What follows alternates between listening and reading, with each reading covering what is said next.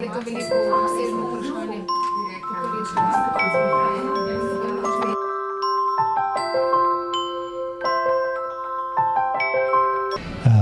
problem did you solve through operational group AP? The project Innoprotics is defines itself as a working group due to solve the problems of the western corn rootworm in Austria. Did you have any difficulties with establishing or formatting the operational groups? Not really. One thing at the beginning of our project, the time required regarding the project was underestimated by some of our project partners.